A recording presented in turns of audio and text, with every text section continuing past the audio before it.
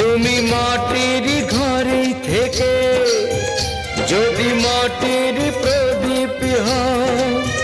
বা ময়ূর মহল জুড়ে যদি ঝাড়বাতি হয়ে রাও, তুমি মাটির ঘরে থেকে